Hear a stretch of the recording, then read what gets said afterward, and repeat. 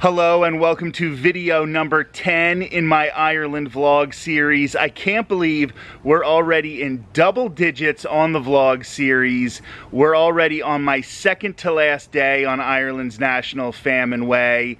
And as you watch this video, it is already October, which is Domestic Violence Awareness Month. Of course, I walked Ireland's National Famine Way to raise money and awareness in the fight against domestic violence.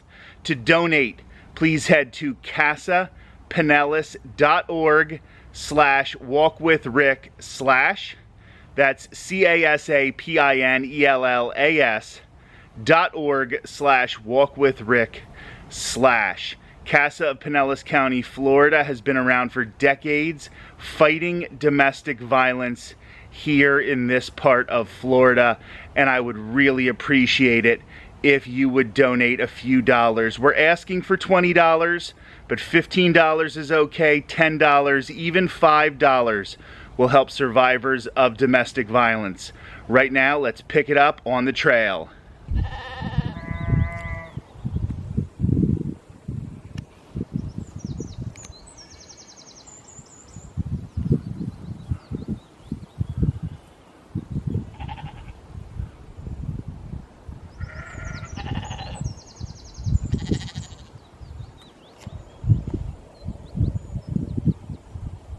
So I actually stopped in the town of Kilcock. They have this wonderful cafe, the Black Forest Cafe.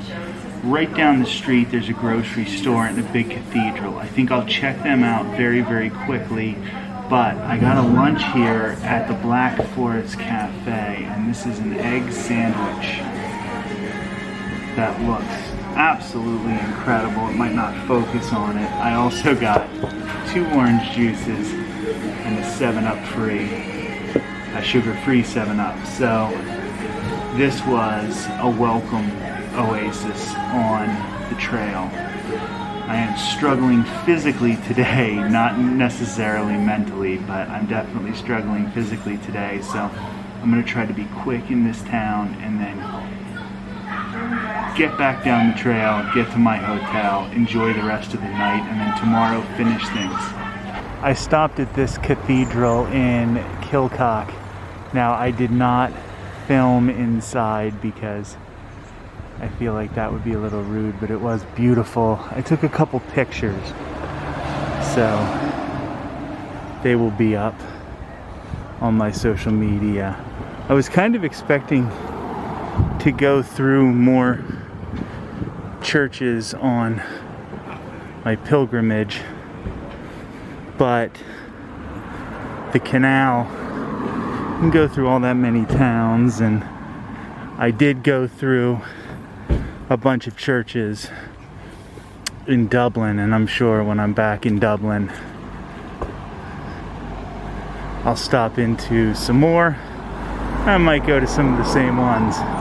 Now I'm going to this Price Buster.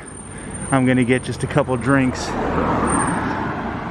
to put in the bag until I get to the hotel.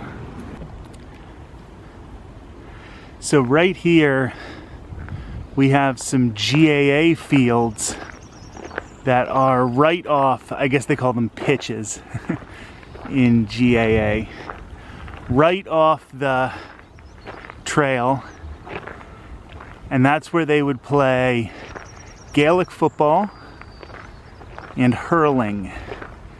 Now there's actually a GAA club in the Tampa Bay area where I live, and I was on the club in 2020 and 2021. I played in one official hurling match, and then things started getting hard again with me working so much, and there were increased pandemic numbers, and about right after we got started playing again for real, things slowed down again. Then this year they started picking everything up, but I was training for this and I had so much on my plate that I decided I would take off for most of 2022. However, when I get back, I do think I want to start getting back in hurling shape and Gaelic football shape, where I start working on those skills again. It was something that I really enjoyed, and learning a new sport when you're in your 40s is pretty cool. It's interesting. I was always a pretty quick learner with basketball, baseball, even football, even though I didn't play a lot of it when I was younger. But you know, it was harder to pick up hurling, but I got pretty good at it. It was just the fits and starts of the pandemic that made it hard to keep up with it. So I'm hoping when I get back, I might pick up, not gear, but you know, maybe I'll get a hurley or a hurl, depending on what you call it. When I'm over here, maybe I'll get, you know, a GAA jersey from a club over here or something. A little motivation to get back into it. But I really did enjoy being a part of such a cool organization, a cool worldwide organization. These sports, hurling, Gaelic football, and there's a couple other ones that fall under the GAA umbrella, but they are centuries old games. But the current rule set was put together somewhat recently, and it was an effort to create a common unified culture for the Irish people and in Ireland. And it probably played more of a part in Irish independence than any sport has played in its respective countries' histories. Like, baseball looms large over post-Civil War America. It was definitely synonymous with the US, was the game of baseball. But baseball didn't unite a country like the GAA sports united Ireland.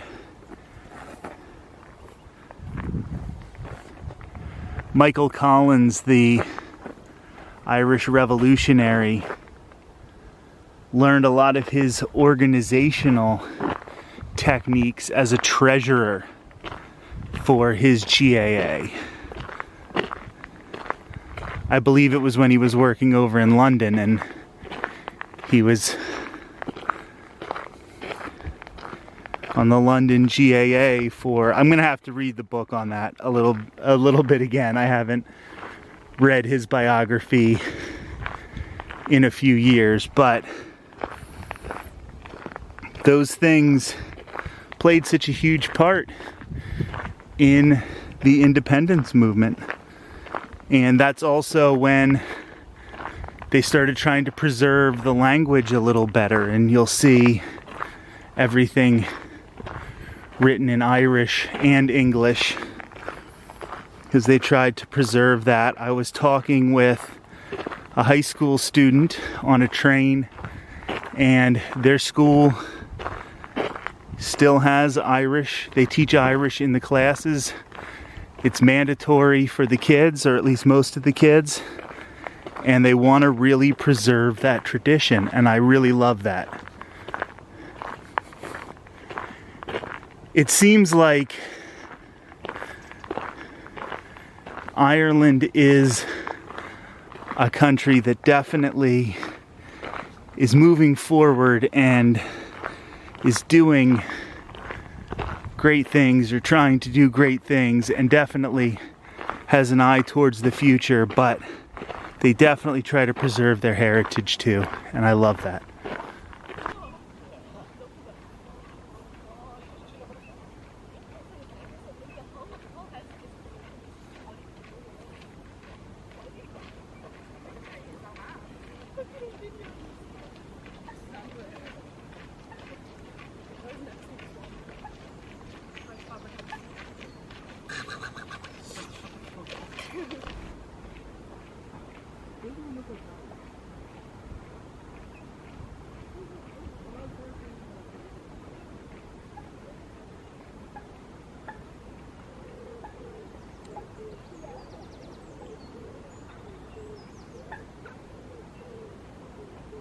All right, it's Thursday night. I am showered. I know I'm still wearing the same shirt, but I'll take another shower tomorrow morning and then I'll put on the fresh clothes. I'm showered. I was able to hit the grocery store before checking in to my hotel. This is the Glen Royal Hotel in Maynooth, Ireland, right outside of Dublin. And this is one heck of a nice hotel. I am just mere meters away from the trail, right by the train station. Right across the street is a GAA field. There's also a basketball court. I got to stop and watch some Irish people play basketball for a while, and that was interesting. As tired as I was, I did want to get out there because I think I could have shown them a few things on the court, but I was really, really tired. I hit the grocery store, got some strawberry milk, I got some cheese, I got some microwave popcorn. Unfortunately, there's not a microwave here. I knew that was hit or miss. And I'm just chilling out for the night in the hotel. I am going to have breakfast is part of the deal with the hotel. So I'm getting that tomorrow, a nice big breakfast to kick off my last day hiking the National Famine Way.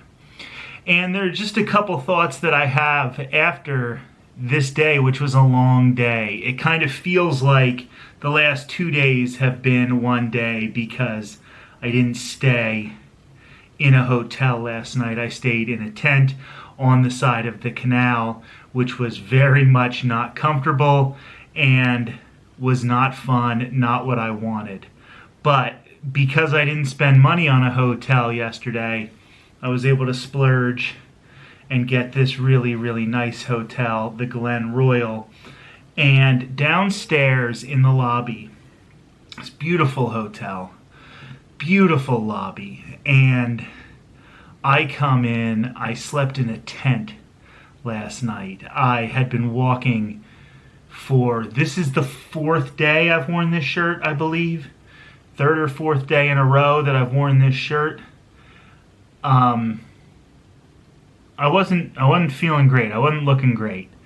And I had my big pack, and I laid it down and I checked in, and first I was waiting in a queue. And I just sat down on one of the couches and people agreed to queue up behind me because I needed to be off my feet. And you would think all of these people in fancy attire, dressed to the nines, rich people staying in this fancy hotel, you would think that people would be looking down on me for having my pack, being dirty, not maybe smelling the best. I'm doing all right. I've had a lot of showers on this, so I'm not the worst I've ever been. Maybe if I had played an hour of basketball, that would have been different, but not feeling like I should be in that lobby.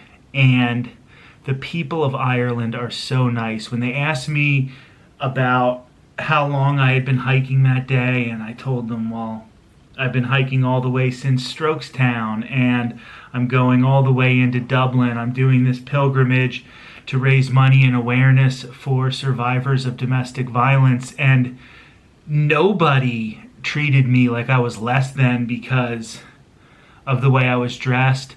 Nobody treated me like I was less than because I was dirty.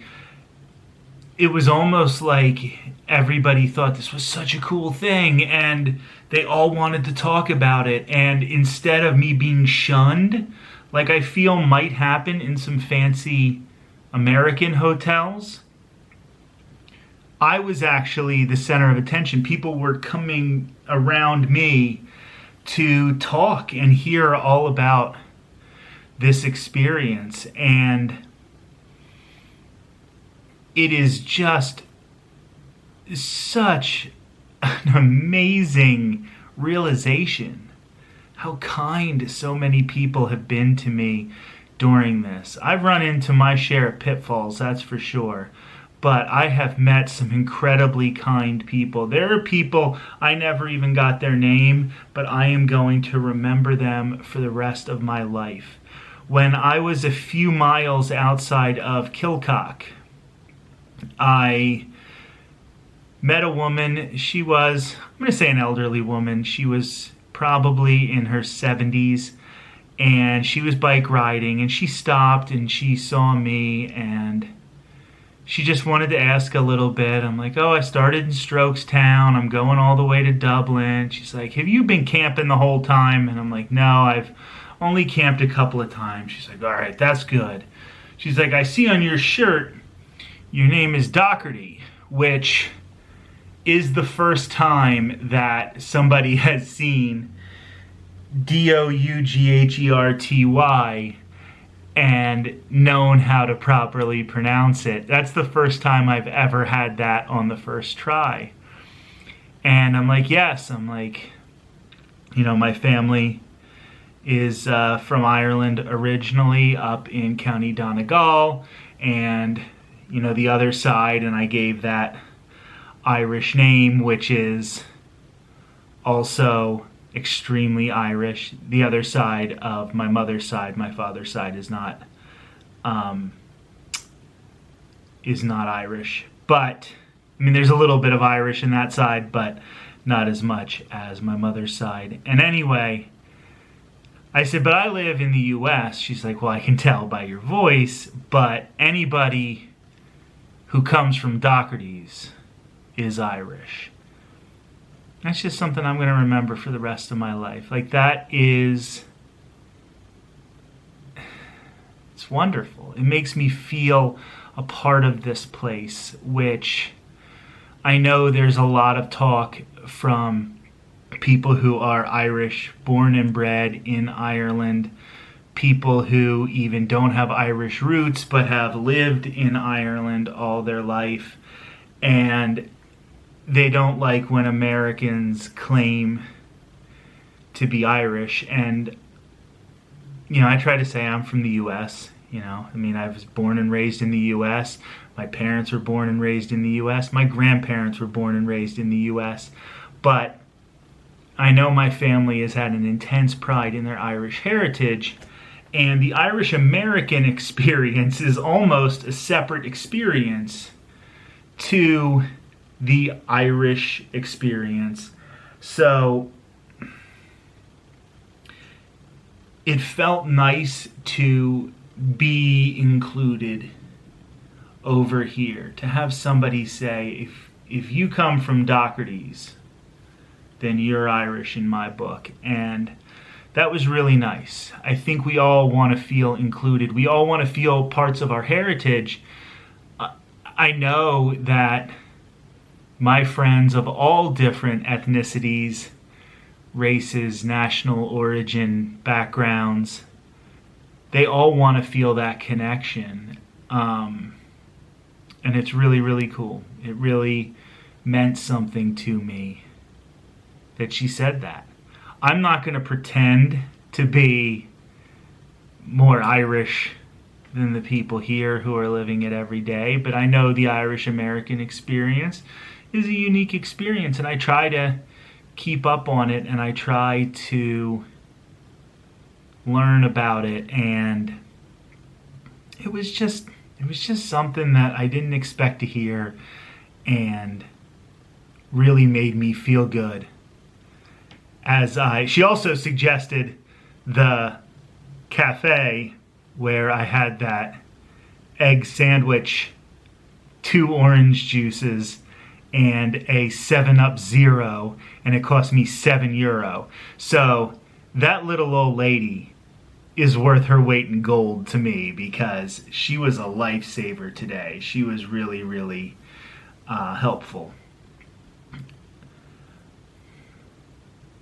I want to enjoy this magnificent hotel tonight and just relax, get ready for the stretch run. We've contacted the trail itself, the National Famine Way Trail, and it looks like I will be able to get my certificate for finishing the trail. That's going to be really exciting. I am thrilled to be getting a certificate at the end of this one, something that I can put up on my wall in the home studio and really take pride in everything I've accomplished. I also have to thank my mother and my wife Courtney, who actually got me this hotel. They figured I deserved to be a little spoiled after sleeping in the tent one more time in a very not comfortable position. Previous times where I stayed in the tent, it was fine, but I just didn't feel right where I was last night. So they figured that it was important, we could splurge, and they did this for me. So I feel incredibly blessed, and I hope that people are still donating. casapinellas.org/walkwithrick/ casapinellas.org/walkwithrick/. The main thing we're doing here is trying to raise money and awareness for survivors of domestic violence. And all of this other stuff is fun. Hopefully it makes for good videos. Hopefully it makes for good stories. I'm planning on writing a book about my experience, and it just keeps getting more and more interesting, at least in my mind. This book keeps getting more interesting. But the main thing we're doing is raising money and awareness for survivors of domestic violence. So if you could donate anything, I'll tell you what. I picked up at the grocery store, I already threw down one of them, 3 2-liter bottles of Coke Zero for €6.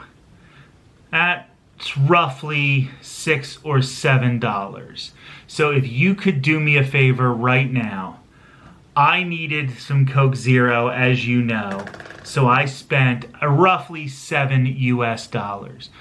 If you could donate right now to casapinellas.org/walkwithrick/ $7, that would basically be like you paying for my soda. It would be like my $7 donation. You're making that for me so I could afford the soda. And I really appreciate that because it was good. It really hit the spot. And I am just having the time of my life, but I'm also having an emotional time and a hard time, and I'm struggling at points. But it's all of you. It's the survivors. It's everybody. It's my friends, my family. All of you are keeping me putting one foot in front of the other and continuing on this journey. I can't wait to see all of you. I have some big things planned in the future to continue raising money for survivors of domestic violence and Casa of Pinellas County in particular. Have a great night.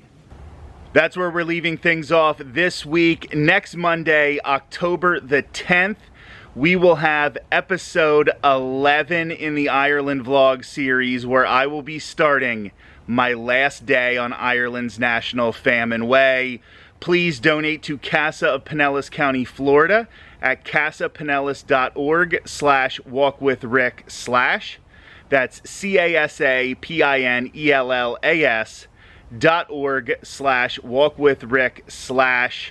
It's October. It's Domestic Violence Awareness Month.